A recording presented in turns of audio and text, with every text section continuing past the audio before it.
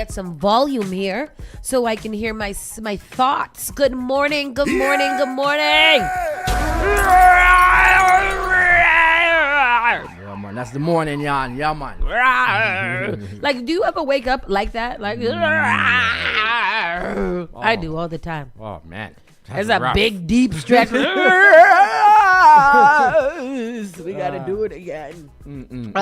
Good morning, everybody. Good morning, everybody. Today is Tuesday. Miss Tony is still out with the heebie-jeebies. We spoke to her this morning. She sounds like trash, but she did say that she's going to try to make it in tomorrow.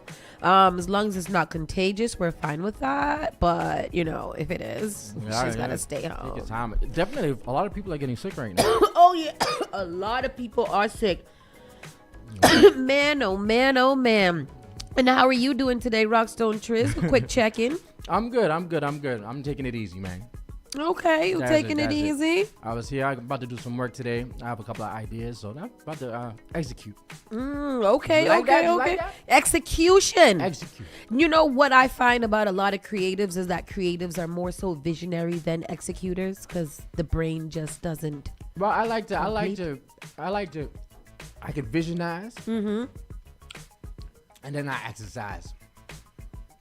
What? I vision it and then I put it together. And I try to put it together as long as it makes sense. Yeah, as long as it makes sense. Make it make sense and we're good to go. In the comment section, let us know how you guys are feeling. How is the weather treating you guys these days? Are you bearing the cold? Like every year that I'm a human being living in Massachusetts, I'm completely surprised about how cold it can get here. I can't get used to it. I went to school in Michigan. You know, I've seen snow. I've seen it with my own eyes. I've seen cold and I've seen snow. And even when I was there, people were like, yeah, but you're from Massachusetts. Ain't this? I don't care where I'm from and how long I've been there. Cold does not feel normal. But I feel like this cold is different. Like freezing? I feel like it's getting colder. Yeah. I mean, yesterday when it was 0 and -1, I was like, that just sounds stupid. That just sounds dumb. That's not even real. Today I think we're like 25 degrees higher. So we should be high. I think let's actually just start the show. Then I'll run down the weather and what it's gonna look like for the rest of the week. And then after that, you know, we'll go from there, see what's going on. All right. Saucy and Friends starts right now. You're listening to Saucy and Friends in the morning with Miss Hot Sauce, Miss Tony, and Rockstone Triz.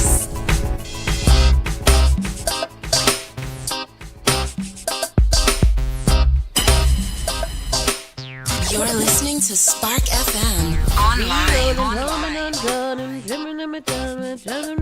Gonna creep all dry. You know that. Yeah. All right. Today is Tuesday, December the 16th. It is 9:32 a.m.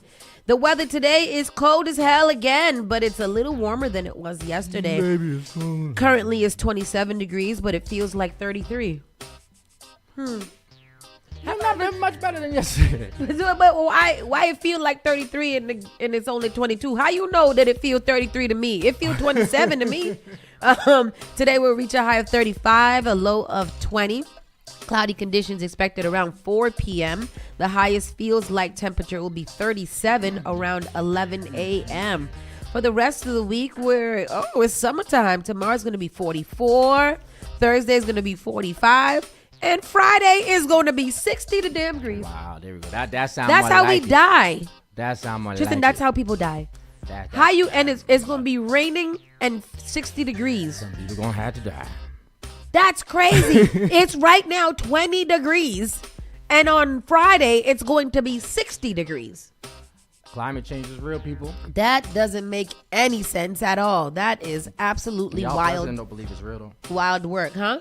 Y'all president, Jill, baby Jill. What the hell does he believe is real besides evil and oil and foolishness? Oh my God, what a terrible person. We'll get to his condolences for people who have died later on in the show, but you know, I just want to say, if people spoke as negatively as this president has spoken about, you know, the deaths that have happened in the past couple days, the way that they talked about Charlie Kirk, we would all be in jail. You know that, What right? did you say about The directors? Yeah, he said I don't like him. I didn't like him. He had Trump derangement syndrome, like everything but thoughts and prayers.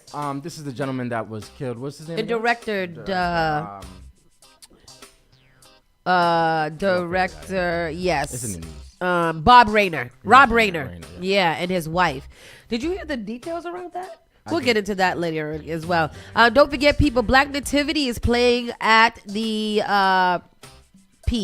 the Paramount in downtown until December 21st. If you would like to go and you don't know how to get there, please let me know that, and I will make sure that I point you in the right direction. Might even have something up my sleeves for you. It's the 12 days of Christmas, so we might have to give away some tickets. Okay, oh Lord. Today is Super Tuesdays with Carlos Enrique, so he'll be calling a little bit later on today to talk politics, talk the ballot questions, and talk what's been going on in the state level and everything like that, including the protest that happened yesterday outside of Suffolk County in protest of the young man who passed away at the hands of correctional officers.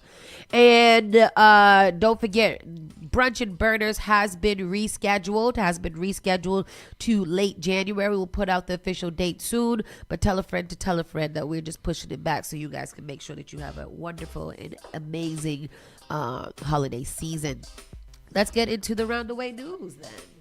Let's see what we got here. Poor you. You sound like you're getting under the weather too, boy. I don't want to get under the weather. I don't have time. You know what to you need be to under sleep the with? You need to go to sleep with a vaporizer. A humidifier. A humidifier. You know, vaporizer. The vaporizer, the one that you put the Vicks in, yeah. You need to go to sleep in one of them things. You know what? That's very right. And I am. Tonight, I have one in my room. Why don't I put it on, you ask? Yeah. I don't know, Tristan. better off. I don't know the answer to that. So let's get into it. Boston considers eliminating parking requirements. What does that mean? A parking requirement. All the streets are getting what do you call it? Residential parking and foolishness? Yeah. So you guys got to register. So the Boston City Council held a meeting to discuss eliminating minimum parking requirements in an effort to more closely align development with modern parking needs and reduce the cost of building new housing. As Christian Milne explains in Street Blog Mass, Boston's outdated parking rules means the city approves thousands of largely unneeded new parking spots every year. Frequently, the number of new parking spaces exceeds the number of new apartments and homes that developers build within the city limits. An imbalance of investment in real estate that exacerbates the city's housing shortage and congestion problems. So because we got too much parking, you can't build no more houses? I think we have a congestion problem because we keep building more houses. According to McNeil, in 2023 alone, Boston's planning agency approved 69 large development proposals that would build enough parking to store up to 8,053 more cars into the city, enough to fill all 8 lanes of the Southeast Expressway with bumper-to-bumper traffic from the Deposit River to downtown Boston. An article in Boston Business Journal notes that the city reduced parking requirements for affordable housing in 2021. At Tuesday's meeting, the council heard public testimony on the issue, though a vote is still imminent. What does that even... So what I gather from this is that Boston allows people to have more real estate for parking, and it's eliminating spaces that they could be used to develop more housing. That's what I got from that. If somebody else got something different, let me know. 'Cause that's just a little something there to kick off the news. Keeping it moving. Hearing on Haitian TPS in Boston postponed indefinitely. So this was Trump trying to eliminate all of the citizenship for those who are asylum, I think it was. Court hearing scheduled for Tuesday to determine fate of more than 520,000 Haitians postponed indefinitely amid legal confusion. The hearing on temporary protection status, TPS, for Haitians scheduled in Boston this Tuesday will no longer take place on Tuesday, December 16th. So it was supposed to be scheduled for today. is no longer going to be taking place. Tristan has the clip right here. Residents who were ready to take their citizenship oaths at Boston's Faneuil Hall were told they could not proceed because of where they're from. NBC 10's immigration reporter Oscar Margain is on it. He's live from Faneuil Hall in Boston. Oscar, people prepare years for citizenship. To have the rug pulled out at the last moment, that's got to be a gut punch. Yeah, Glenn, it's supposed to be a special day for those who become citizens, and yet for some, it's become a moment of uncertainty. People are finding out through a rolling basis, these notices going out. However, there are some who are not finding out until they actually show up to the door of their citizenship ceremony. That's diabolical. It's supposed to be a day to celebrate one of the greatest milestones in an immigrant's life in America. This is a very special moment for me. The naturalization ceremony, the final step to becoming a U.S. citizen. I'm really happy to be here. Boston's Faneuil Hall, also known as the Cradle of Liberty, hosted a ceremony Thursday where dozens of people were excluded. To be literally turned away at the door is despicable. One of them was Gail Breslow's clients at Project Citizenship, a Haitian woman who has lived in the U.S. for more than 20 years. She's devastated, and she's also anxious, as is any of our clients who've been affected in this way. For the past week, U.S. Citizenship and Immigration Services has been issuing notices like this to applicants, saying their cases need to be reevaluated. Most of those getting the notices are from 19 countries included in the current travel ban. En esos momentos fue algo devastador. It was devastating news for Moses of Connecticut, who left Cuba 17 years ago.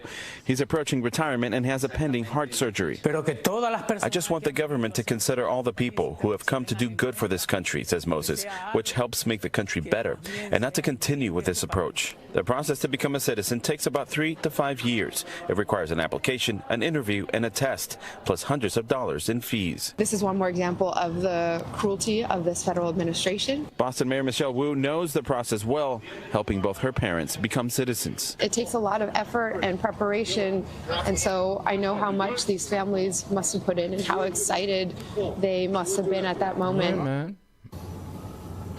Devil. That is, you people in the line about to receive their citizenship paper and their little piece of flag that they can wave when they leave, and they're like, error, error, error, you can't do it.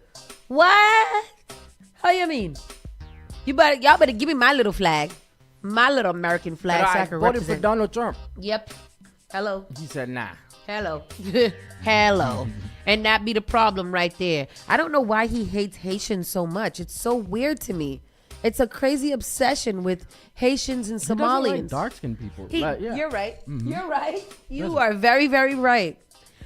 2 seaport restaurants to close and lay off 84 employees. Which ones are those? 2 restaurants in the seaport is closing in 2026, and as a result, dozens of employees are being laid off, according to Warren filing posted last week.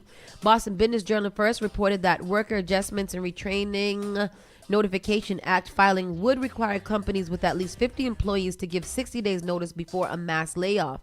Rebel Restaurants Inc., which owns Tony C's and T Mascal in the Seaport, will close January 31st and lay off 84 managers and workers, according to the. I like T Mascal. Tequila place, yeah. Yeah. T Mascal, a Mexican restaurant tequila bar, opened in the Seaport in 2011 and has had multiple locations in Greater Boston. Sports bar Tony C's, named after a Red Sox outfielder, took C's, over. I went to a Tony C's in Assembly. They have that It's Assembly, huge. right? Yeah, it's huge. Number TVs. Nothing TVs and bars and little tables that smell like dishcloth. A representative for the restaurants told Boston.com that the closures were due to their lease not being renewed. Lincoln Property Company owns the spaces along Northern Avenue. Caitlin Umholtz covers food and restaurants for Boston.com. That's the owner, the writer of this thing. Oh no! And Tony C's. I mean, we're not really missing anything from Tony C's because there's so many of them around. But I thought, actually, I don't like. There's another T Mascal in Dedham. What's that place called? Legacy Place. There's another one over there, I believe it is. I went there one time on on a Mother's Day. That's why I got taken out to a Mother's Day. So they're both in the same building. I'm guessing that the owner. Yeah, he just didn't release the sell that building. Probably make some housing over there in the seaport. Get more money. Charge people $5,000 for a 1-bedroom. I mean, if you got it, it ain't tricking if you got it. So do what you got to do. Councilor Mejia presses woo on White Stadium budget and school revamp. Okay, Councilor Mejia, press them on. Let's see what they got to say. So, City Councilor at Large Julia Mejia, backed by 2 colleagues and an assortment of constituents, is urging Mayor Wu to release a new cost estimate for the city's share of expenses for the White Stadium project, which numbers she and other critics say have ballooned far beyond initial expectations laid out by the mayor. Mejia, also, who is taking issue with a recently announced Boston Public School consolidation plan that would close or reduce grades in several schools, including 3 in Dorchester. During a press conference stage outside the Council Ianella's chamber last Wednesday morning, Mejia is noting that the Wu administration has not answered her questions for an updated cost estimate for the stadium project. Our legislative cycle ends today, and we're closing our legislative work without knowing the final number. Adding that it was not a good way to end the year. The stadium project remains a source of controversy despite court rulings that have favored the Wu position and allowed for the construction to proceed. The initial estimate for the rebuild was $50 million from the city, with Boston Unity Sports Partners picking up an additional $50 million. The city's share later ticked up to an estimated $91 million. With demolition completed, the construction site has largely been quiet through the fall since there has been little to new information posted on the project website managed by city officials. Last week, in a response to an inquiry from the reporter, a city spokesperson said as of December 9th, the city's project expenditures include $12 million of demolition and construction. An additional $76 million in subcontracts have been awarded. After more than 40 years of failed starts, the White Stadium is being built as a state-of-the-art facility for BPS student athletes and the community open year-round. We are excited to be underway. A number of vocal stadium critics were part of the Mejia-led press conference, including Kate Phillips, a resident of Roxbury and a member of the Franklin Park Defenders, who was critical of both the mayor and the city council. Every time I breathe in, it's like I'm dying. We're all dealing with seemingly tone-deaf administration and increasingly a city council, she said, except for these 3 councilors, a reference to Mejia and 2 other colleagues. Councilors Ed Flynn and Erin Murphy, who spoke at the press conference that has decided to turn its back on the needs of the people who live, work, and educated in the city of Boston. What's clear to me is the lack of transparency is a reason why the mayor has been allowed to get along as much as she has, particularly with the White Stadium debacle. This is so interesting to me. I wonder, like, is it just the money? It's obviously people are concerned about the traffic. So this is what AI says. AI says, as of mid-December 2025, the city of Boston officials share the White Stadium renovation project is estimated at $91 million, a significant increase from the original $50 million placeholder. However, the city officials have recently acknowledged that the final taxpayer burden will likely exceed this figure due to rising labor and material costs.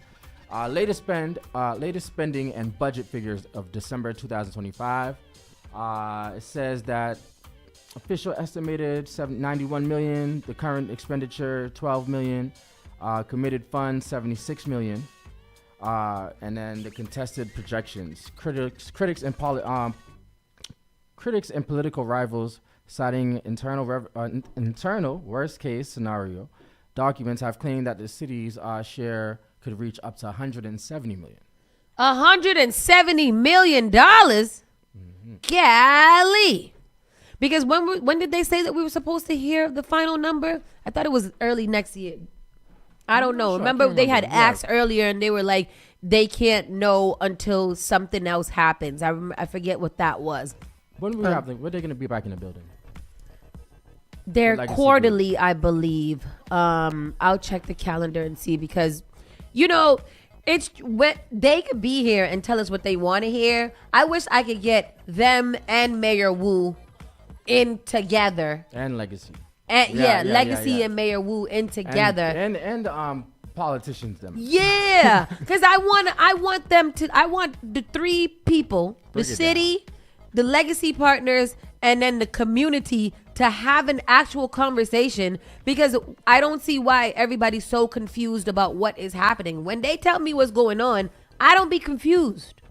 I'm confused because I'm like, is she paying it? I guess it's coming from taxpayer money. But $100 million, I don't feel like it's a lot of money to put towards a state-of-the-art stadium. So far that's committed. Okay. Funds. So we just need a little couple of more. I don't know. I don't know budgets, and I don't do the budget, so I can't tell y'all what to feel about the city budgets. But I don't know. When we speak to Carlos Enriquez later, we'll check in with his thoughts on this subject. And we'll continue to talk. Don't forget, if you want to call in or if you have any other information, 617-272-3387. Call us up and tell us how you feel. Protesters call for transparency following an in-custody death of Shakobi Kenny.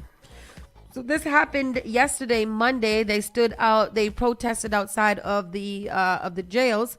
More than 40 people gathered Monday in the cold outside Suffolk County House of Corrections to call for a full investigation into the recent death of a man waiting trial and the closure of 8 buildings jail on Bradsden Street.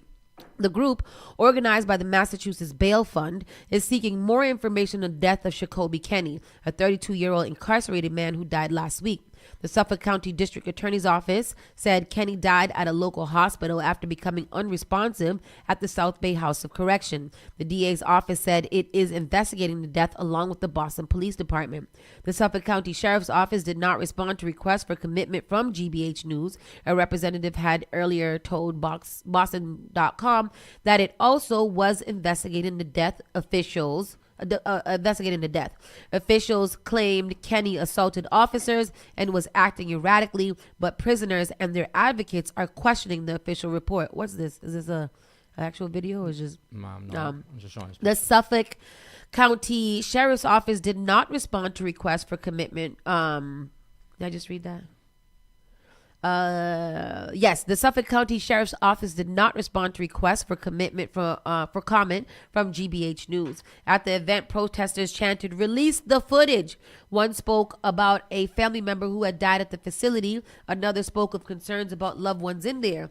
Jasmine Borges, director of organizing for the Massachusetts Fund, took over the microphone for 7 minutes and reflect a minute of silence for each life the group says has been lost in custody since 2021. "We are here to demand that South Bay should be shut down and there be justice for the families, and that everyone in South Bay and Nashua Street Jail be released into the community." What? What'd she say? She said, "We are here to demand that South Bay should be shut down, that there be justice for the families, and that everyone in South Bay and Nashua Street Jail will be released into the community." That doesn't... What? Ain't there prisoners in the jails? Maybe she misspoke. She want everybody to just be released, so nobody... What? My cousin Jose can do it for $3 million. I don't understand. Kenny's death was reignited a shut down South Bay movement launched after the 2021 death of Aisha Johnson, who also died at the facility. Last year, Reginald White of Dorchester filed a wrongful death claim against the Suffolk County House of Corrections and others for the responsibility in Johnson's death. Johnson was one of 5 deaths reported in the span of 6 months at the facility that year. Sheriff Stephen W. Tompkins also is facing his own federal charges for being ridiculous on extortion involving the purchase of an equity interest in a Boston-based cannabis company. He has pleaded not guilty but agrees to take a leave from his position while the case is pending. I don't know if that's a realistic demand to shut the jail down and to release all the prisoners.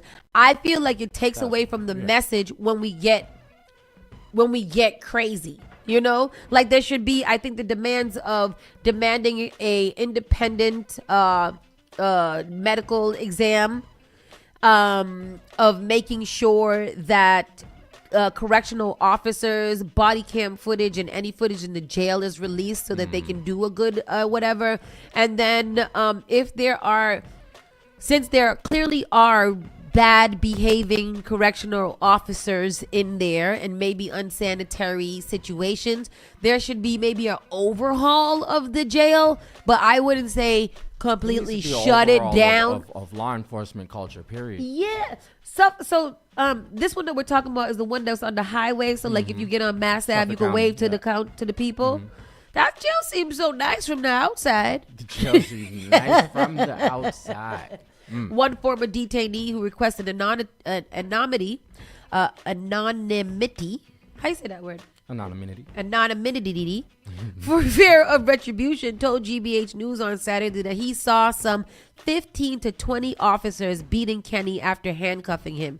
He said Kenny was left for 30 minutes to an hour before anyone attempted to perform CPR, and he believed he was dead before leaving the jail. Have you heard the phone call? No. There's a phone call that's going viral on Facebook right now, the audio recording of him talking. Really? Yeah. His eyes rolled over and he dead and they was still hitting him, he told GBH on the phone. It was bad. They didn't have to do him like that. Kenny's death was prompted calls for more information from lawmakers and prisoner advocates. State Rep Christopher Worrell, a Democrat from Dorchester, sent a statement seeking transparency. I am once again calling on the Suffolk County Sheriff's Department to make available to the public all details of this investigation so justice is served. Dave Rennie, Executive Director of Prisoners Legal Services, said his nonprofit started investigating after hearing reports from inside the facility. Staff misconduct may have contributed to his death. We are investigating this incident as a matter of staff brutality. He told GBH News in a written statement, incarceration must not be a death sentence. And I agree with that. I don't agree with letting them all go, but I do agree with that. The police here, I don't know what the conversation was about, but the inmate slapped him in the face. And so then the policeman started chasing him around the unit, and he couldn't catch him. He was zigzagging. So then two other police officers joined, and the three tackled him. But they couldn't hold him back either. So there was like three of them he was breaking free from. So four more jumped on him, and they just fucking beat him to death right in front of me, right in front of my cell. Wow. I saw the whole fucking thing. Just fucking strangled him to death. Wow. That's crazy. I'm afraid for that man who was on the voicemail too. Y'all better protect that man in there. Make sure y'all checking on him and stuff. Maybe nothing's gonna happen right now while all eyes are on him, but this is crazy.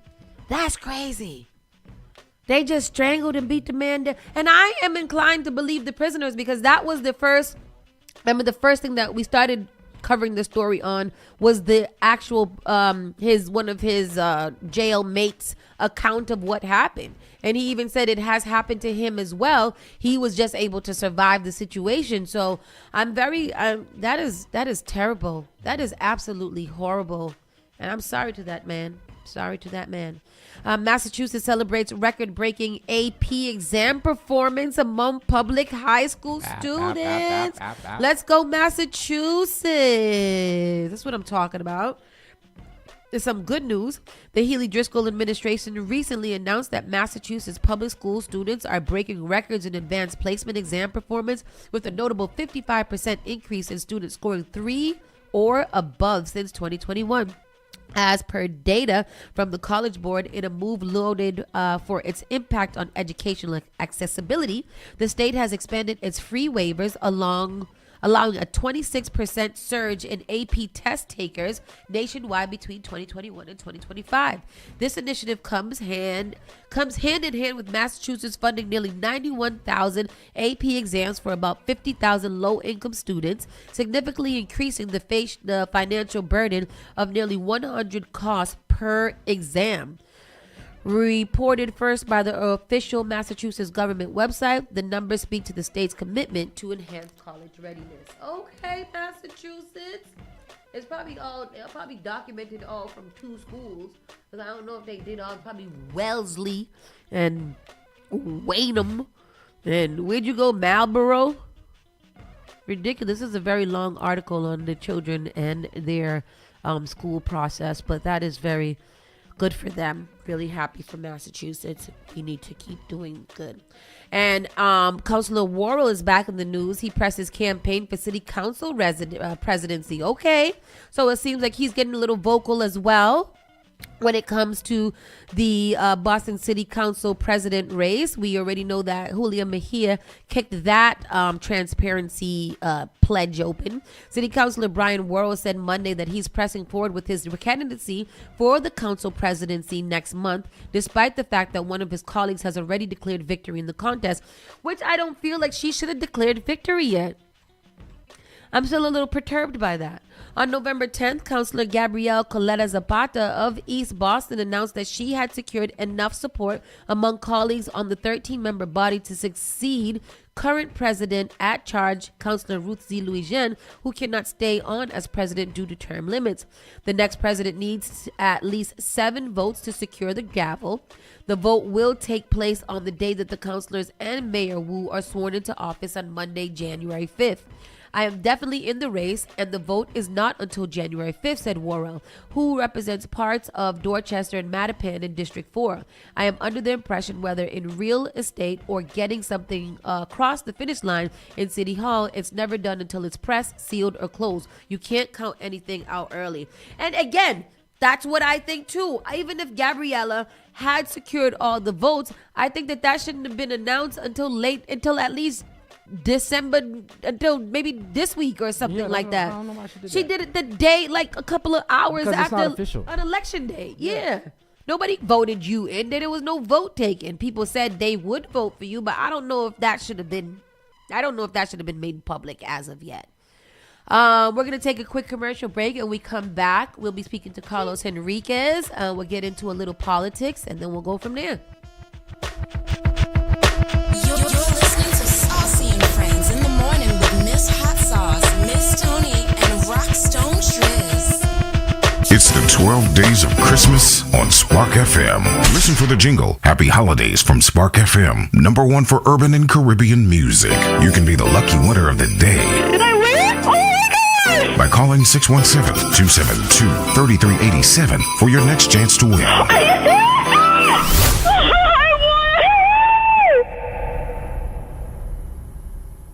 Each and every Saturday night from 6 to 9 p.m. inside the Avenue, where you bring the drinks and we bring the vibes. My name is Gary Banton alongside my co-host Big Trini, right here in SparkFMOnline.com, the #1 place for soca, hip-hop, R&B, and more. Each and every Saturdays from 6 to 9 p.m. It's the Avenue. At Rockland Trust Bank, we know that listening matters, not just to your financial goals, but taking the time to really get to know you. Whether you're building a family or a business, investing in a new home or a college tuition, planning your finances for the next 30 days or the next 30 years, our experienced bankers will listen, not just to provide advice and resources, but to foster a relationship that truly matters. Rockland Trust Bank, where each relationship matters. Member FDIC. Advertise your business, brand, or music on Spark FM. Contact us at sparkfmonline.com for more information.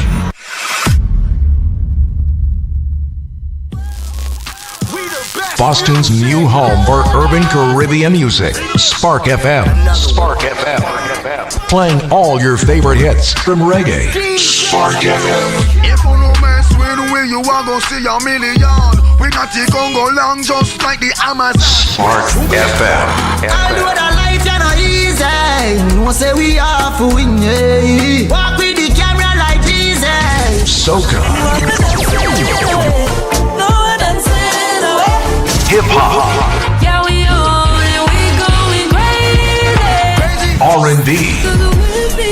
You could do damage. You could do damage. Afrobeats and much more. Spark FM. Spark FM.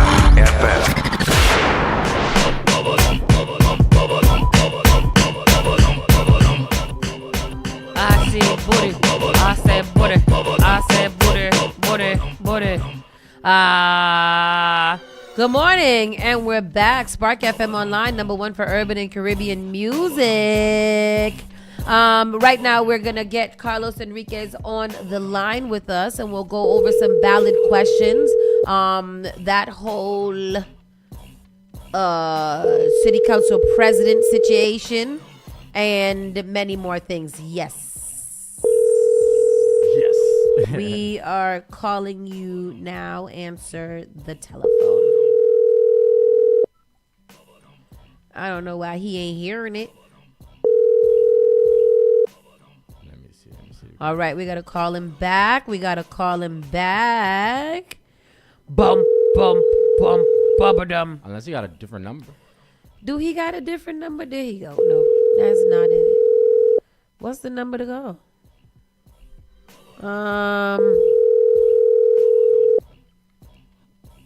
Sorry, guys.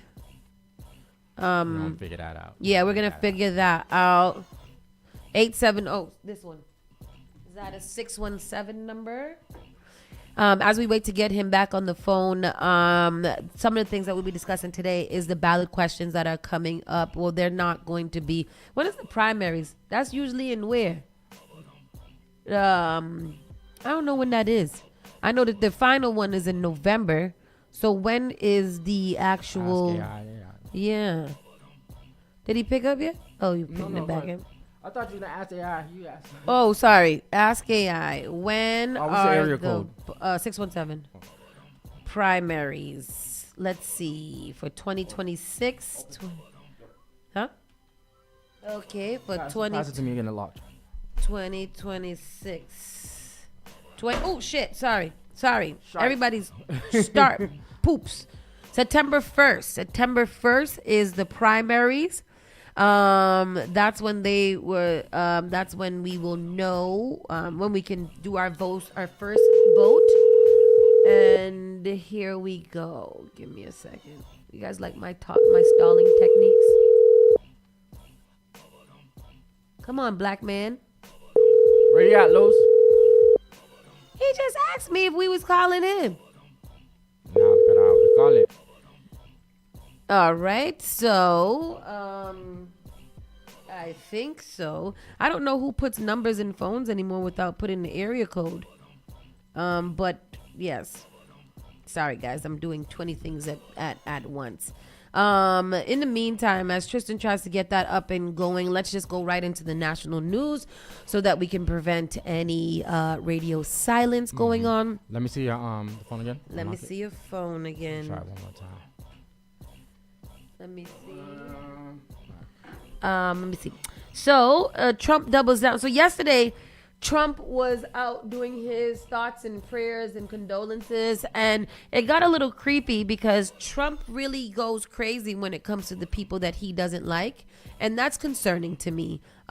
What an immature president we have here, and how he's able to continue to be the way that he is. I'm receiving secondhand embarrassment, and I don't like that at all. Carlos, you might just have to call the regular number, 617-272-3387. Anyhow, Elon Musk just became the first person ever worth $600 billion. $600 billion. An immigrant that came here illegally is now the richest person in the entire world, and he pays no taxes on his 600 billion American dollars. That must be nice. In my next life, I'm going to be a nice white man from Africa. Good morning, Carlos. Good morning. Y'all hear me? I can hear you. You're looking quite stellar, looking like you're sitting in the news office. Sort of, something like that. But I don't have you in my earpiece, but I'm not going to sweat it. I can hear you, so I'll just take my earbuds out. We'll just go old school with it. Okay. It sounds nice and clear. How are you doing, black man?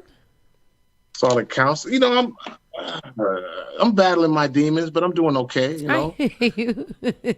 I'm battling my just demons. had a birthday last week. And, oh my God! Did I miss your birthday? Oh, you celebrating your birthday too? Yeah. I suck at life. What day was that? It'd be like that. It's on the 9th, but it's not a big deal. Oh my God! It was mad. God, it went by so quick. It's so far gone.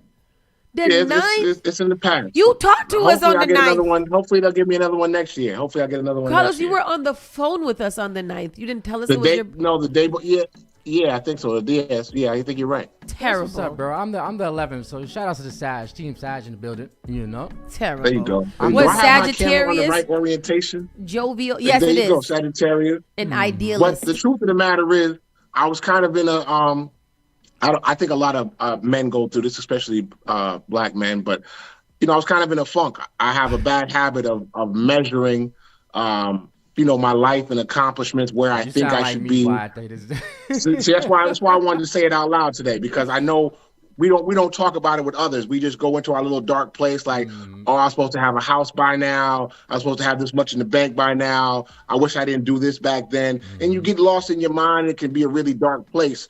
So I started to slide into that for like a couple of days, but I've because of the tools I've gotten from therapy, I tell myself I only give myself 2 days to really sit in the funk. Yeah. Because then you can become nose blind to it. It becomes a way of life, and I can't do that. So after 2 days, I trigger some things like I got to go for a walk. I got to hit the weights. I got to do 200 push-ups. I got to do something to get my mind and body working to shake it off. So I told my friend the other day, I said, idle time. I don't mind. I don't mind. Yeah. If you let that mind, if you don't focus your mind, it'll do whatever it wants. So you got to be in control of your mind, not let your mind be in control of you. So that's why I didn't make it a big deal that I was on. I had tunnel vision. I was just trying to manage that dark space I was in. Yeah, I also think it's a Sag thing too, because a lot of my best friends are Sages, and I feel like we're so giving that we kind of on our birthdays we're a little more reserved.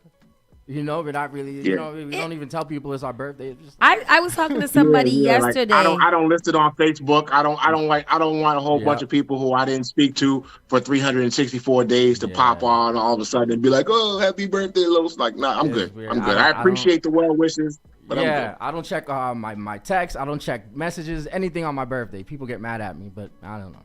It's just me. I was speaking to somebody about this yesterday, and he said every birthday he doesn't really make it a big deal. And full transparency, he said, because I don't want to be disappointed. I said, oh, that makes very much sense too, because everybody's like, oh, what you doing for your birthday? You plan a birthday. Half of the people show up, half don't come, half didn't really want to be there. So you're like, I could have just had a good time by myself doing the things I like, Yeah, right. So or to that point, but even to Trish's point, like imagine somebody getting frustrated with you on your birthday because you didn't respond the way they wanted you to respond. Yep. I'm sick of people. I don't have time for that on my birthday. I take it off. It's just like my holiday away from the world on that day. I mean, Wifey's made, the last couple of birthdays amazing. Before I met her, birthdays were kind of like hit or miss. She makes it a point to celebrate them. And this year, we just kind of played it low key, went out to dinner and things like that. So, it was quiet and reflective. I love that. And that's how it should be. Just peaceful on your good day. You came into the world screaming, and then somebody swaddled you in a blanket and put you up close to them. That's all you should do is cuddle. I love cuddling. All right. Yeah, sorry.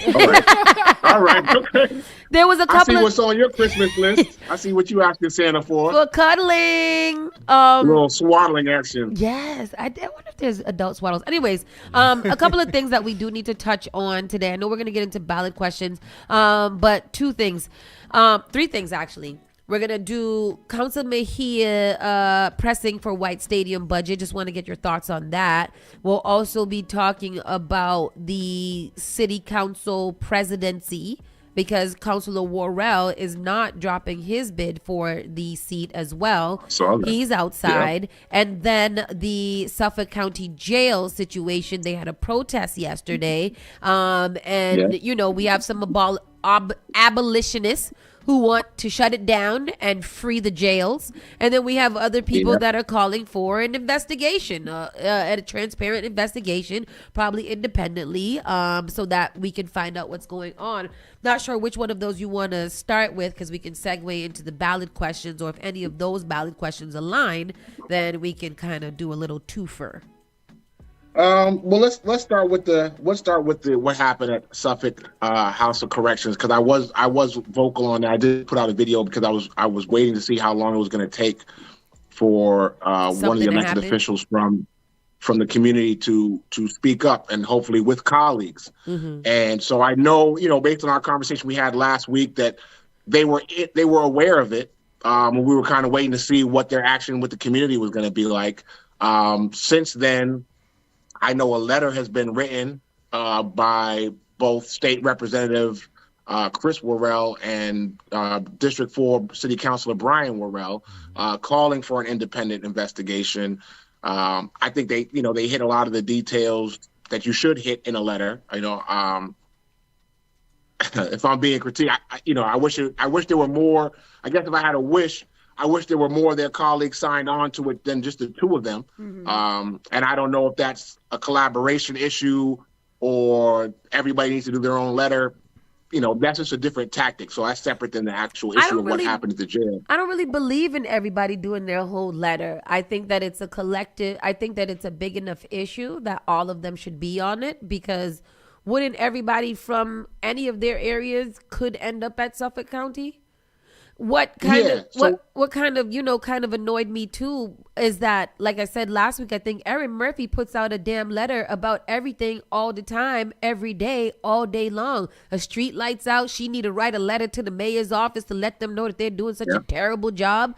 Why you didn't write nothing about this situation yet? Why doesn't it matter? Councilor Flynn is like that too. Councilor Flynn is all over social media with all kinds of constituent issues, but everybody gets quiet. And there's a couple different reasons, right? What? Nobody wants to go up against law enforcement. This is considered a law enforcement issue. Okay. So a lot of people that are friendly with law enforcement, and when I say friendly, means they live in your community. You get a lot of campaign donations from police officers and law enforcement members, which would be that Councilor Ed Flynn's, the Councilor Erin Murphy's. If you looked at their OCPF reports, they get a lot of money from cops. So they might not be as willing to be as vocal. Now, when it comes to members of Roxbury, Dorchester, Mattapan, and those representatives and councilors, they probably see a little bit, but not as much support from law enforcement. But what I'm saying about tactics, and I want to be clear, since we got a little bit of time to talk today about politics, there's unity, right? And I heard a brother breaking this down the other day in a breakfast club. There's unity, and then there's uniformity. Okay. Now, if we all signed on to the same letter, that would be nice. That would be ideal, right? We could write one letter, work smart, not hard. And let's be clear, it's not the actual. It's going to be an aide that writes it, prints it out, sends it out to the newspapers, post it online or whatever. I don't care which way it happens. If 12 people that represented Roxbury, Dorchester, Mattapan wrote a letter and released it on the same day, or they all signed onto the same letter, it would have the same effect.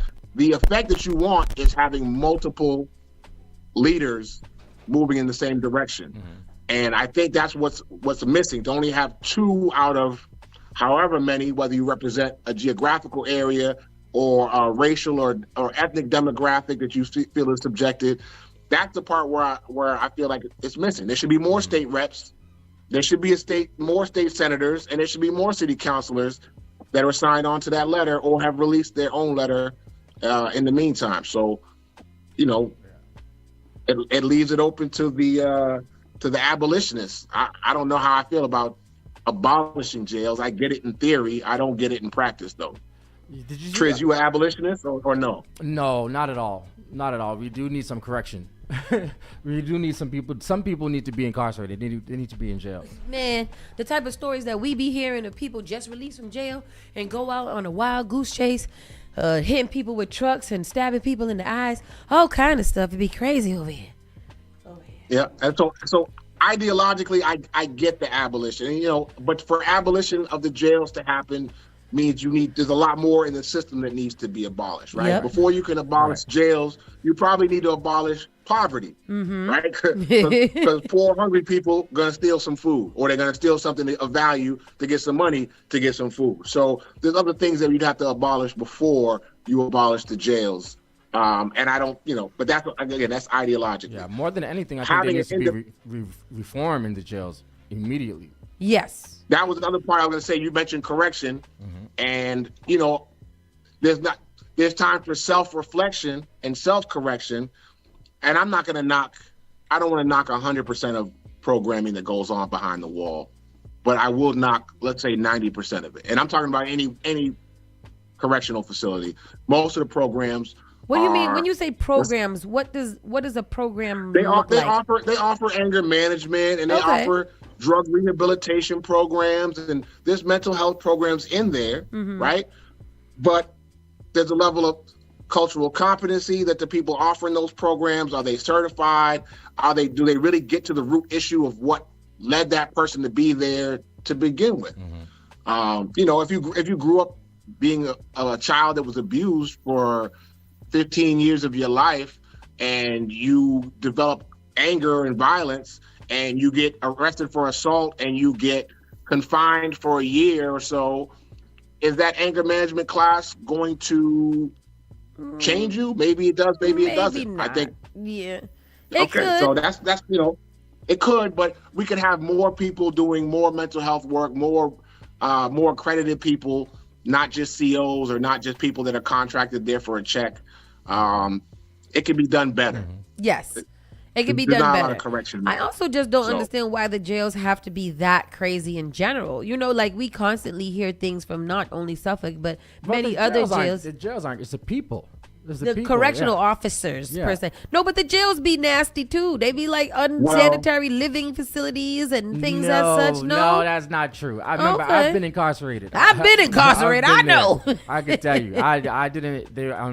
I've been incarcerated in 2 prisons, and neither of them were nasty or crazy. I was in I forgot what the other name was. I was in one in Rhode Island, I think, and I think. Just why are you such a criminal? They got me because I was black and I was smoking weed. Oh, weed while black. It's a thing. Basically. It's a thing. I'm trying not to laugh. I'm just laughing at the order you put them in. First it was black, and then it was the weed. It wasn't the weed, and then I got you. And I was very young back then. So, and this is my thing about jail. Unfortunately, I've also been incarcerated for a short period of time in a county jail. Jails, the facility is not a natural place for a human being to be. Not at all. Okay, yeah. In general. There's nothing healthy can be gotten by taking a human being that was free and putting them in a small concrete box with another person. It's like putting what do you call it? It's like you caging an animal. A killer whale. It's like putting like a killer whale in a little aquarium. Yeah. Right. Yeah, they're gonna perform for a while, but sooner or later they're gonna take somebody under with them. Yeah, because I imagine that depression, loneliness, isolation, and things like that start to set in after a little bit. The unfamiliarity of where you are, all the damn people that you got to share your life with, and the fact that you would like to be home. The power dynamic that the COs have over you. And what's the power that dynamic like? that the pod boss might have over you. The power dynamic of physical violence over you. It all depends on the type of people you get. If you get people that are good people, it's not an issue. But if you have assholes, it's gonna be assholes. And is that because is the assholes due to conditioning of the environments of the other people, or I come in here feeling like because I got a vest and a helmet on or whatever that I can just treat people the way that I want to because I don't feel like they need to be humanized because they're in jail? Is that it can be a little bit? My belief that COs are no different than the rest of us, and that there's certain segments of population that we dehumanize in our mind. Whether it's a homeless person, whether it's a drug addict, or whether it's somebody that's locked behind a wall, they're forgotten about. You really don't. We talk prison reform. Yeah. But day to day, that's not on our mind. We don't really care about, unless you have a loved one behind the wall or you behind the wall yourself, you really don't give a damn about what's happening with all those inmates. Yeah. You really don't care. I mean, it becomes a joke, don't drop the soap. Like, you don't really care about what's happening, prison violence and rape and things of that nature. These are just things we say to make ourselves feel good. So when the COs feel that, and they feel it even more because they see it. Like, ain't nobody sending mail to this person. Ain't nobody sending any money to this person. Nobody's checking on this person. You disappear from society. Those things actually matter then. Not that I didn't think they mattered, but you never really put those in perspective. If I am seeing you have all this support and people coming to visit you and people writing you all the time, I might not be inclined to bother you so much because I know that people looking out. If I don't see you having no visitors, you always in isolation, you're almost like low hanging fruit for for whatever comes. Yeah, so that's very Predators come in all shapes interesting. and sizes. Yeah, Yeah. The predator could be the inmate next to you. It could be the CEO. It's the CEO. It could be anybody. Yeah. Oh, wow. It's so interesting when you start to get a deep dive into certain situations and start to actually think about it. You know, you go through life, you were like, oh, I know what that is, but you never like sat and thought about what it is.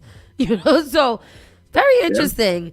So that happened Monday. They said there was about 40-person turnout for the protest. And yeah, and shout out to them. It was dangerous yesterday. Brick. Yeah. Felt like I think it felt like 2 when I looked at it. When I looked at it this last morning, it said -1, and CK was like, -1. "Mommy, what's the degrees?" And I said -1. He said, "Huh, -1. Okay." I was like, "Do you know what that means?" Like he was just like, "Nope." But I was like, "If you don't wear a coat, you'll die today." So he put a coat and a hat on. Sometimes you got to use a little dramatic tactic. You'll die. Right. It's over. So let's say, and just to be clear with people that are listening, and to be honest about the whole situation. So that protest was organized by the Mass Bail Fund, right? Yeah. That was not organized by any elected officials. And the Mass Bail Fund, when you refer to the abolitionists, I assume that's what you're talking to, groups that want to get rid of the jails, shut down the prison. Shut it down. So they have their own tact, and I get it. And shout out to them for for organizing it is dope. Grassroots, responding to the need, and getting some real citizens out there in that weather. Mm-hmm. Now, what I would like to see, and if I was a sitting state rep or a sitting elected official, you still have to create other pathways for those that might not be abolitionists, but might support the call for an independent investigation, right? So instead of letting the DA, instead of letting BPD and the sheriff's office, which are basically day-to-day business partners in the circle of law enforcement and criminality, right? Having a law firm or with the private investigators, that fund needs to be coming from someone else besides one of those bodies, so they're not answering to them through money either.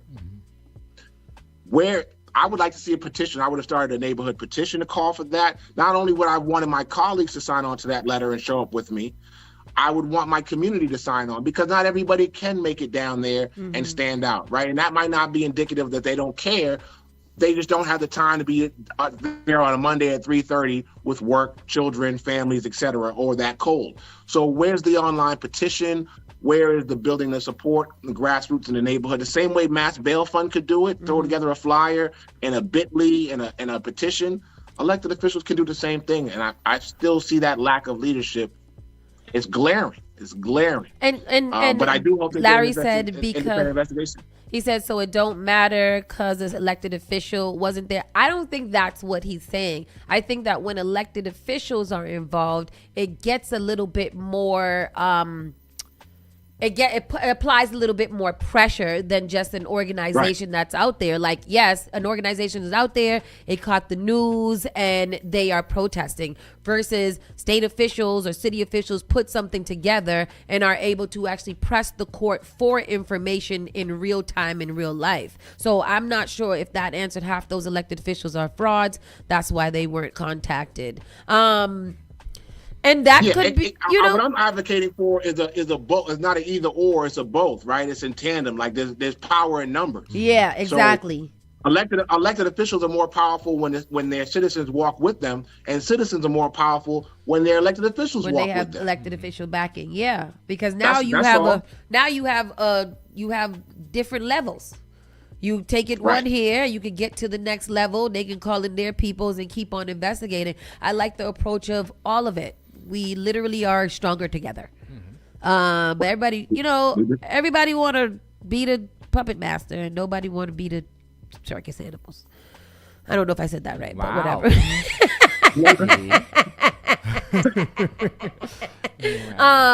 And so that's that. Then we have the city council presidency. We started seeing that with Julia Mejia, and with Zapata pretty much the day after before the official count came in. She was posting that she received enough votes for the city council presidency seat, which wasn't due until the 5th of January. So I'm not really sure how what Brian Worrell has came out and said that he's still in the running and he still wanted the seat. So how does that work? Like, what are we doing here? We have Julia, Brian, and Gabriella. I like where the conversation is headed, right? Mm-hmm. I wasn't a big, and this is, I'm going to spend a little bit of time because there's some nuance here, right? I like Councilor Julia Mejia. Yeah. Personally, I don't always like the things she does and Tactics. says. Yeah. I agree. That aside, but that's true of every elected official. I'm never going to like everything that they like or say. But I can wake up and easily knowing that I haven't really seen Councilor Mejia ever take a position that's been bad for the communities and the families that I love. Mm-hmm.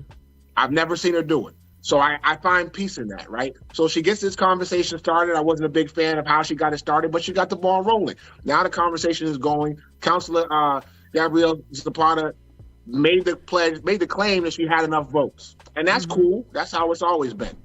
Same thing on a regular election. So early though, is that natural for it to be that early? Like the day of the election, like the day after we voted? Yeah, usually it doesn't come that early, but usually you secure the votes before election day. Just like in a good campaign, you usually know how many votes you have before all the votes are counted. You have an idea.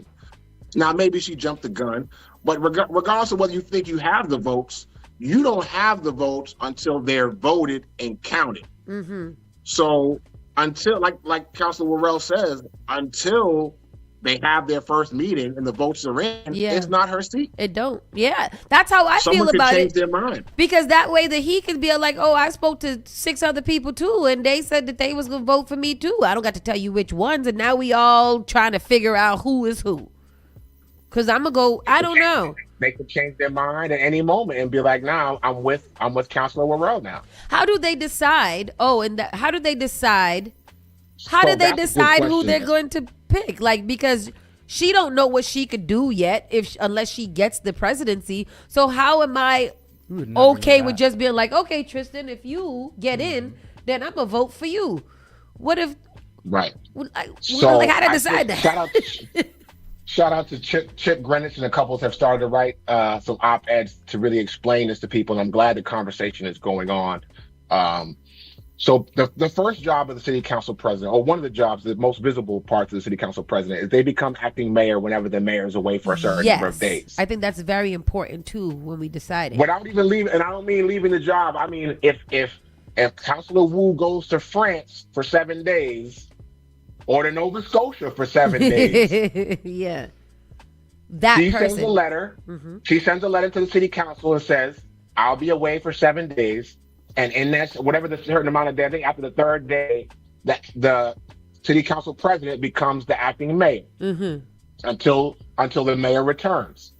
Now, if she were to leave her job, death, dishonor, defeat, any mayor, like we saw with Mayor Menino, is how he became acting mayor. With Mayor Janey, that's how she became acting mayor, as that they were city council president. So think of them as the vice president. If the mayor leaves, this person ascends to the mayor. The second thing they do is they assign. They're the chairman of the board, basically. They're the chairman of that council. So I get to assign you committees. So let's say I want you and Triz are city councilors, and I want the 2 of your votes. Well, I might assign one of you to the chair of transportation because I know you hate bike lanes, even though you had the Boston Bicycle Union, shout out to them, on last week. Hey, those are my friends. Previous to their visit, you might not have been big on bike lanes, and you might want to make bike lanes your thing. Yeah. So you want the transportation chair. That way you can rule in on all the conversations around transportation in the city. That's the one that I would take. Parking. Even though I'm now a friend of bike lanes, I would have taken that one. Did you hear Triz though? You heard Triz go, He get excited already, just the idea of it.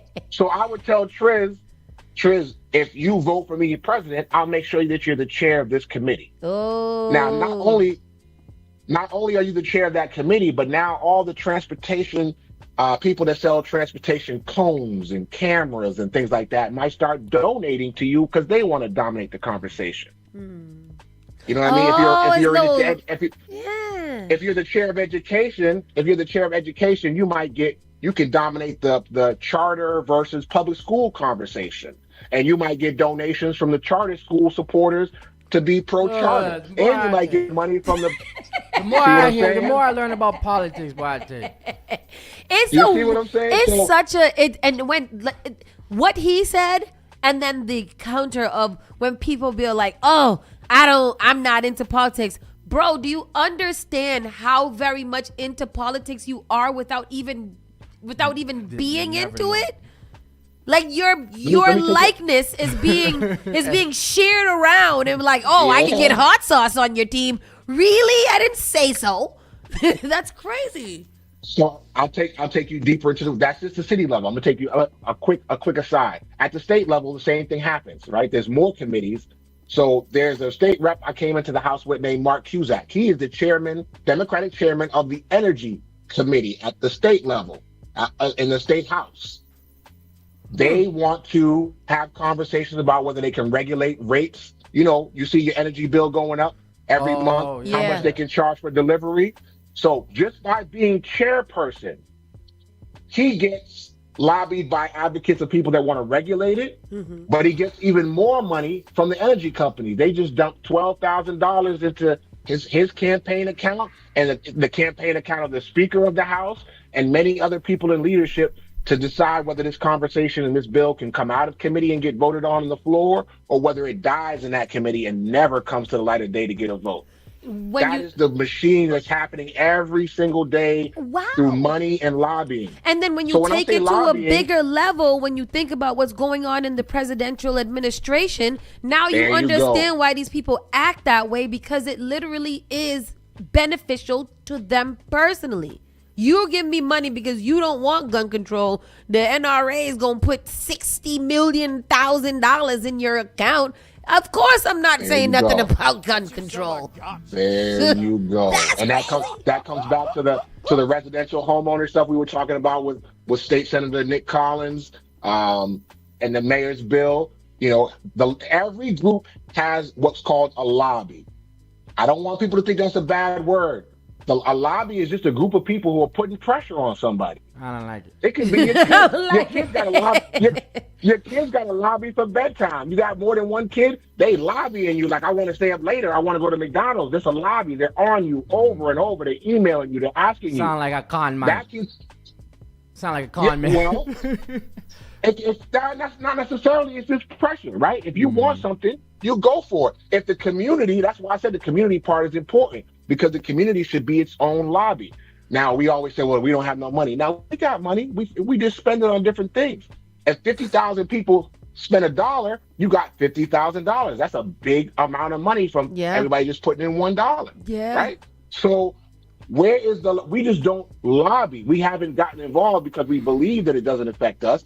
But if 50,000 residents of Roxbury, never mind the 50,000 residents in Dorchester or the 50,000 residents in Mattapan that have shared interests, if they would put $1 up and make a phone call and make an email, they would have a powerful lobby on all the issues they claim they care about. But sometimes it's easier for us to check out and deal with all the other life stresses and think that this doesn't affect us when it does. Wow. So that's why I'm always saying, where's the leadership that's engaging more residents and pulling them back into the fray? And so that's that's how the such presidency works, and that's open. That's such an easy task too. There's so many places that would give, city officials room to educate so that more people, I feel like if it was me, if I was on the city council, that's what I would do at least once a month. This how you vote. This how you vote for me. Like whatever it is, we need you out here next Tuesday at 7:00. I need y'all all out here right now. But this is why white people get involved in politics, boy. I tell you, why didn't my parents tell me, boy, when you grow up, be a politician. You're gonna be rich. You gonna be rich. You're gonna sell out your people eventually. You're gonna sell out and you're gonna sell your soul, but you're gonna be rich. One of the other go ahead. So it's like raising an army. You can't really sell out a dedicated army, right? If you're the general of an army of 50,000 people, you can try to play them if you want at your own risk. Because if you had an educated, mobilized army, they'll just out you. They'll just oust you as soon as you go off the rails. Yep. So for me, if I'm leading an army, I'd rather have an army of 1,000 than an army of 20. And that's why we don't know. And as long as I'm a but not everybody wants an army of 1,000 because you have to be a better general to run 1,000 people than to lead 20 people. It's easier to lead 20 people than to lead 1,000.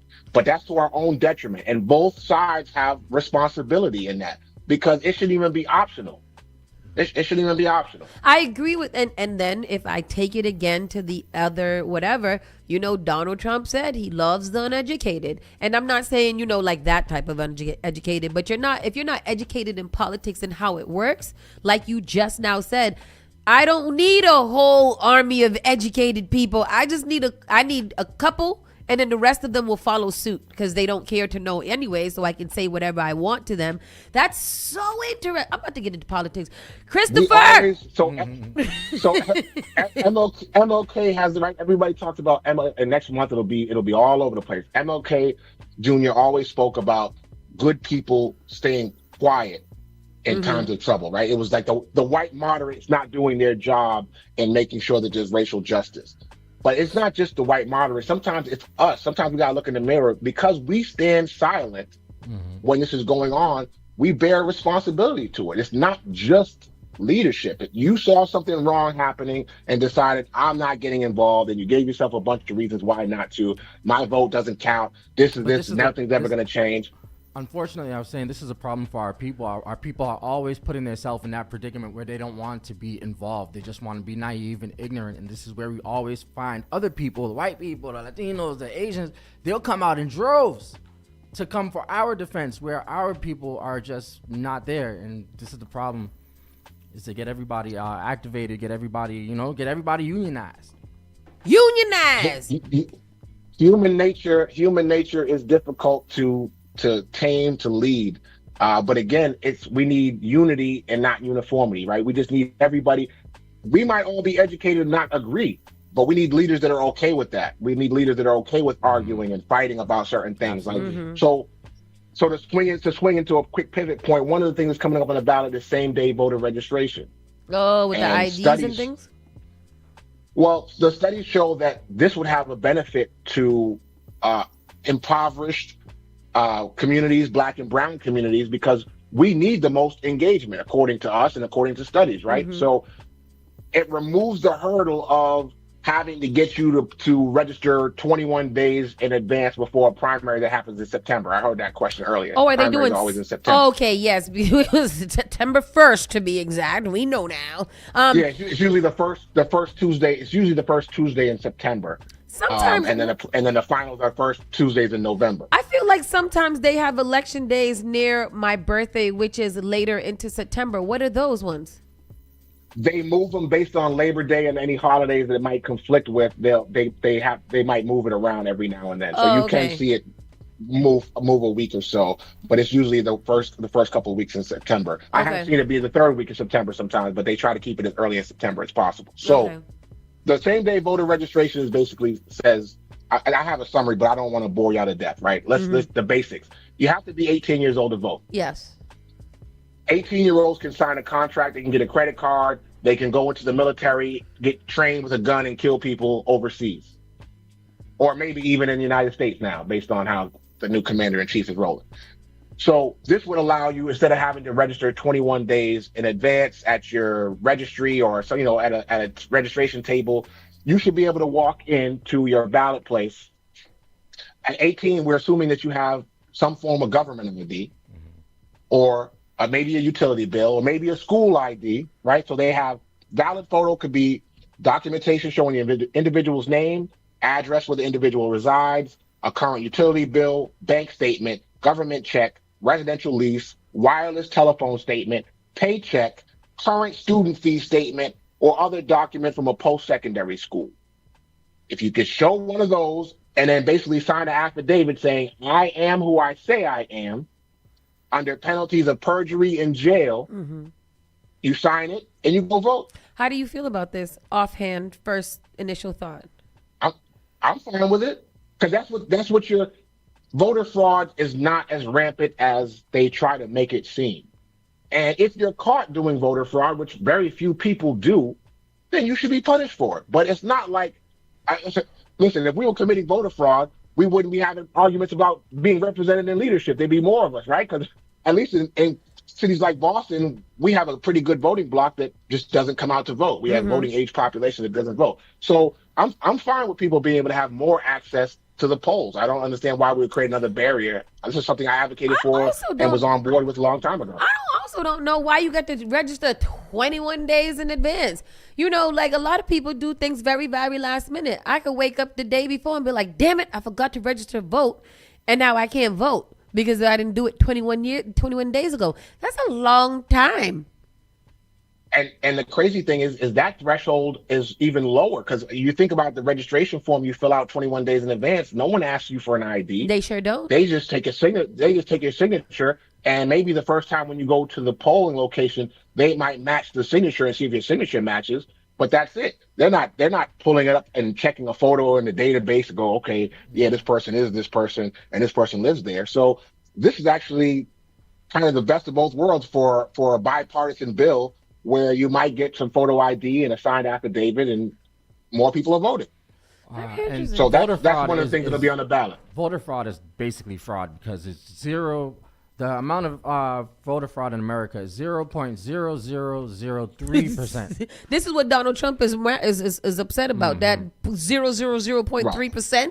Well, the people that commit voter fraud are campaigns and big operations, right? It's not you or me going in and voting for Miss Jenkins that passed away 5 years ago to add one more vote to put our favorite counselor over the top. It's somebody that controls ballot machines, right. And they have a whole list of people, and they dropped 1,000. You know, they went to the cemetery and wrote all 1,000 dead people in the cemetery and put those. That's a different. That's what we afraid of. That's what. Jesus Christ. That's RICO. They should be, they bring them up on RICO charges. They're racketeering basically at that point. So that's that. The other ballot question that popped up is that's really got my attention is the eliminating the political primaries. Why would they do? What would be that reason? So, whether you're voting, think about Bernie Sanders, think about the Green Party candidates, or even in a Democratic primary, when you walk into the polling location, this is not for the city elections, right? City elections are nonpartisan. It doesn't matter. They don't give you their party list, and they don't tell you if they're Democrat or Republican. In the state elections, 2026, your state reps, your state senators, your state treasurers, all your state offices will be on the ballot. And if you're a Democrat, when you walk into your polling location, they'll ask you, Democrat or Republican? Most likely you'll say Democrat because that's what your parents are. That's what you've been for your whole life. And they give you a Democratic ballot. And so just to play hypotheticals, let's say you live in the 1st Suffolk Senate District of Boston, which means you live in Chinatown, South Boston, Dorchester, and a little bit of Mattapan, and you go into the ballot to vote for your state senator. Right now, you would, Hot Sauce is primarying her state rep. So you would see Hot Sauce versus Representative Worrell, and you could only vote for one of those two Democrats. If there's a Republican, if Althea Garrison was on the ballot, but she's running as a Republican, you wouldn't be able to choose her, even if she was your favorite. You'd be locked into either Rep Worrell or Hot Sauce. Mm-hmm. This would get rid of that and put Althea, Rep Worrell, Hot Sauce, and Althea on the same ballot, and the top two move forward. So now you have more choice as a voter, and the competition is stiffer. I like it. Same thing for Nick Collins. You might get primaried by a Republican and a Democrat. For me, it's more democracy. It gives voters more choice, which gives them more power. So interesting. Martin Luther King Jr. already talked about those white moderates. I know this is 3 minutes. It's okay. You're a little delayed, but we're still here. We hear you. We don't got no comments. Y'all gotta fill me in on the comments. I don't get to see any comments. I forgot to send you the link, Los. Next time we're gonna do that. One more thing is cannabis has approved for cannabis consumption sites or whatever. However, we're still battling whether we're gonna keep it legalized or not. Like, how are we moving forward and moving backwards at the same time? The law doesn't change. The law doesn't change till someone votes and signs that bad boy. So yes, the government right now it's decriminalized. Even at the federal level, looks like it's about to be level 3 instead of level 1, which is nice because comparing marijuana to heroin, I think is pretty effed up. Pretty effed up. So now you can enjoy. Hopefully, you can enjoy lounges where you can go. Just like in the cigar lounge, you'll be able to find a marijuana consumption lounge. I like it. And I'm sure there'll be all kinds of restrictions in terms of they have to have a certain ventilation. They gotta have a ride share. I all already did my kinds of stuff. research. You know what I mean? Research. It's actually not. There's not too many restrictions. It's not too crazy. Yeah. Yeah, so it's not a terrible thing. So, but that'll happen until that the ballot question comes out and people either vote for. I don't see that one losing. I don't see people repealing marijuana. There's way too many I think that one businesses out here making money off of weed Absolutely. right now. Yeah. Absolutely. Right. Okay. Now, the one thing we didn't touch on yet was you asked about White Stadium and White Stadium. Councilor Mejia's pressed to have that budget stay open, right? Pretty much that deal is done in terms of the mayor's already signed this agreement. She has contracts with this private soccer team, right? And they've already demolished the whole thing, so somebody got to do something with it at this point. Steps are moving. People have been paid. The people that put the fence up have been paid. The people that knocked down the rubble and cleared the rubble out have been paid. So that project is moving. But that's not to say Councilor Mejia to keep an eye on the budget for those that are building houses, buildings, schools, stadiums. That budget is not a set budget. Now you could say, right, today it costs $50 million. I think you said it earlier. Today's price is, yesterday's price is not today's price. Lumber and gas cost $10 today, could be $12 tomorrow. Tariffs. But you're locked into a contract to build this thing. So if the city taxpayers are in for $100 million now, and in 6 months or 8 months or 9 months, when this thing is not even close to complete, still going on, that could balloon up to double. And the taxpayers, the mayor already signed a contract on your behalf to spend your money. So at least having Councilor Mejia or somebody watching what that dollar amount is, like the churches used to have that thermometer back in the day, and they show you. Yep, how close we get to the roof. You gotta have somebody watching, right? Or a city councilor that's the chair of Ways and Means. That they look at the budget, and that person could be responsible for that. So there should be a watchful eye on that. But again, here's one of those things: $100 million to build White Stadium. Nobody, and this is just me stirring the pot. Nobody had a problem when it was just sitting there rotting.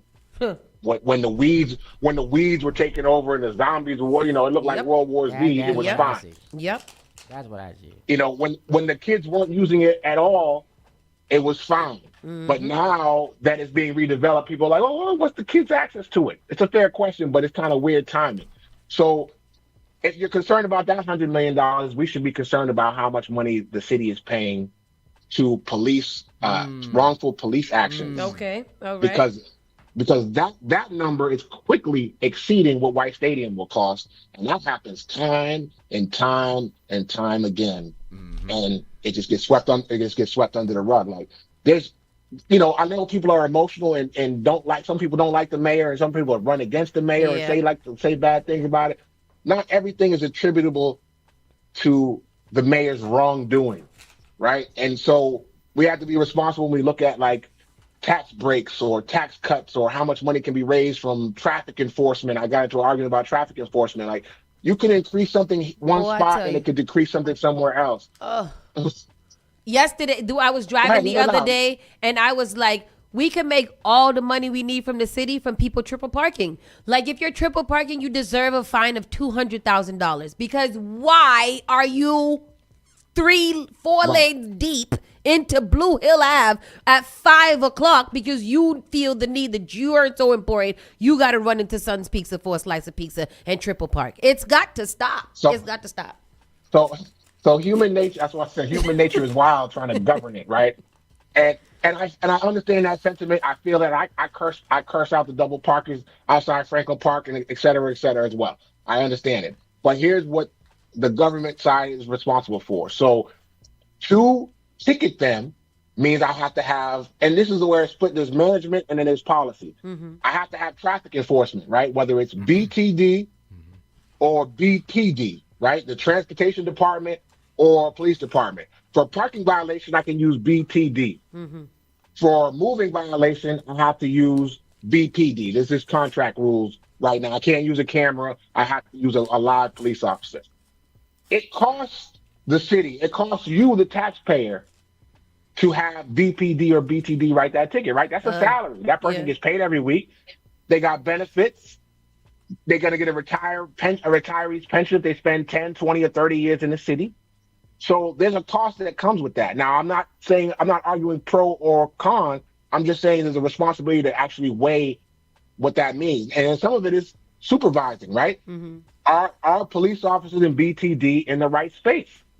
If I'm the city councilor for that area, I'm asking, I need a police officer or BTD parked outside of stashes, even though boycott should still be going on. That's neither here nor there. Parked out there during these hours, because this is when the most offenses are. This is when traffic is the most egregious. And I put that lobby. If I'm the resident, I tell my counselor to demand it. And if I'm the counselor, I tell the city to demand it. I demand it of the city. I don't see that happening. I see us getting mad and then not going to the city councilor to demand it, and then the city councilor not going to the thing to mayor demand to demand it. All right. So what you're trying to say is I need to contact Brian Worrell and tell him I demand that you do something about the triple parking. And Councilor Reverend Culpepper, because their districts touch right there. Yep, 7 and 5. And 4. 7 and 4, yep. 7 and 4. And 4 at-large councilors that also represent that area. Okay, all right. So let's go back to the lobby. Most people that live in Roxbury, Dorchester, Mattapan drive through Blue Hill Avenue. Yes. Shit. Most people from Sharon and all the cities outside Milton of it use it as a cut through, right? So let's say we had 150,000 residents call their 4 at-large councilors and those 2 district councilors to say, yo, I want BTD out there in the morning when I'm taking my kids to school, in the afternoon during lunch when people are going to lunchtime, and in the evening when I'm trying to get home and get my kids from daycare. The councilors would do it. And if the councilors went to the mayor and said, yo, I got 150,000 people called my office this week and sent the email, you better have someone out there, I'm going to turn them loose on you. The mayor would do it. And then double parking enforcement would be out there and you would change the behavior of the people. The theme that I constantly hear from you is that, yes, these counselors and these state reps and these leaders are in the lead and they are in charge and they're the spokesperson. But if we as a constituent and as a community do not hold them accountable and start holding them to the fire and calling them, at least send a little email 311 or something, ain't nothing going to change because they don't have to do no work nobody's demanding them to. Also, and we need to get involved. Yes, basically. So we all need to get involved. Like, we can't keep complaining and talking shit about it. We got to actually start making these calls and saying, hey, me and 10 others are now about to call your office because we demand no triple parking. Okay. So when we say politics doesn't really affect nothing, it does. You could change parking enforcement on Blue Hill Avenue on all your main thoroughfares just by having a lobby day. Just by having a day where everybody calls the city council office. It can be organized on Facebook. You don't even got to leave the house to get it popping. Hey, here's the phone number, and this is what you say when you call it. This is what time we're calling. We're calling all day. There's only 5 people that work in that office at most. You blow up their phones, they're gonna be like, they can't turn it off. They can't go on do not disturb. Do nothing. Help me. Stop the triple parking. When I was a state rep representing Roxbury and Dorchester, there was a day we got 8,000 emails from farmers in Western Massachusetts. It shut down the server at the State House. You think I give a damn about a farm in Western Massachusetts when I represent Dorchester? But I knew about it because 8,000 emails came in. I'm in my inbox like delete. Oh my God, delete. But if it had come from my neighborhood, I would have had to be like, yo, let me go find out about these damn cows. Yeah. This is so politics is so interesting. Every Tuesday I get it. It's interesting and depressing at the same time. Like, you want to know all the things, but then when you start hearing about how not necessarily easy it is, but how communicative you have to be in order to really kind of do greatness for your neighborhood and your community. You really, really do got to get involved, at least at the most basic constituent level, where it's like, hey, 311, pick up a phone. You know, I love a 311, and I'll praise that every day. If I see a dead rat in the middle of the street, 311, please help me. I can't cross the street. There's a rat there. You know, like make it a thing. It's fun. It's a game. And then post that you did it, so that you encourage the behavior of your neighbors. When you see your neighbor at the corner store, you see that rat out there? Yeah, I called. Yeah, they came and picked it up. Okay, good. You know what I'm saying? They picked it up. We have to reframe. We have to reframe our behavior and help each other encourage positive behavior that changes the way we think about things.